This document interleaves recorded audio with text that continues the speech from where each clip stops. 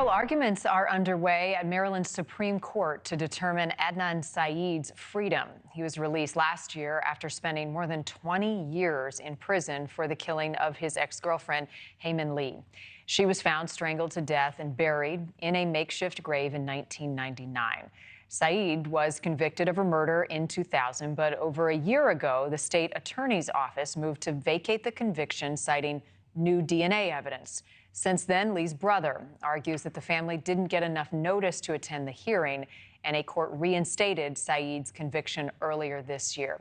Here to talk more about a very complicated case and what we can expect in court today, trial attorney and legal analyst Misty Marris. Misty, thank you. I think that summary pretty much lays out, but this is so complex, the court proceedings that have gotten us to this point.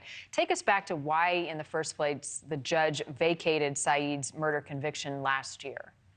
Absolutely. A great summary, but a very complicated. And really, this is a legal odyssey, this case. There's been so many twists and turns in the way that this has gone through the court system. So last year, prosecutors brought what's called a motion to vacate. And that means to vacate the conviction of Syed.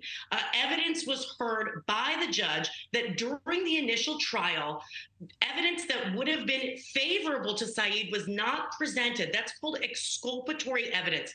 Prosecutors are required to turn that over. Because they did not turn that over, that was a violation of his rights. So that was one aspect. The second aspect, as you flagged, was that new forensic evidence identified DNA relating to two possible subjects that had never been identified or had never been brought before the court during his time of trial. Of course, because that DNA evidence came later. So the judge concluded in favor of the prosecution that Syed's conviction should be vacated. Now, the caveat to that was prosecutors had the ability to either retry him or to drop all charges. Within 30 days of that decision, prosecutors elected to drop all charges. How do we find ourselves here today before the highest appellate court? Well, the family of Lee, the victim in this case, contested that, saying that they did not have notice of that hearing to vacate. They should have been there. They're standing on victims' rights, and they're saying that they should have had the opportunity to speak. The intermediate court, the appellate court, agreed. Now we're at the highest court, who's ultimately going to make the decision on Syed's freedom. So Syed's innocence or guilt, does that still remain a question? It could be. It just depends on what happens in this proceeding. Now, prosecutors have said they're not going to reinstate charges against Syed. If they don't reinstate charges, there's new trial. This case is over.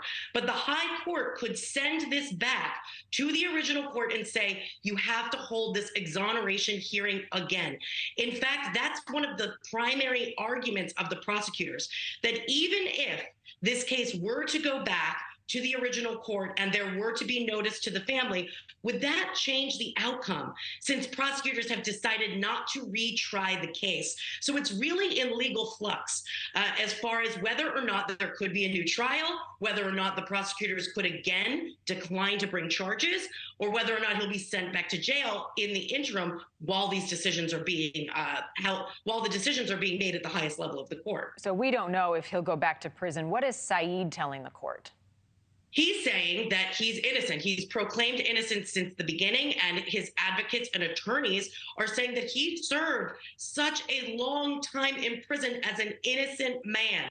And he does not want to go back. Of course, it would be detrimental to himself and to his family. The legal arguments associated with that are that whether or not there was notice to Lee's family really would not have changed the outcome because of the failures to turn over that exculpatory evidence, and because the prosecutors have already decided not to bring new charges. They're saying it's moot.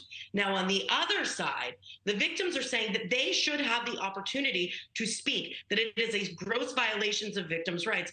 Now, Marni, I know this is getting complicated, but that intermediate court, the appellate court, which sent the case back to the court and said Lee has to have notice and all of that, their decision said that this was a violation of victims' rights. However, victims don't, under Maryland law, necessarily get the opportunity to speak at the hearing.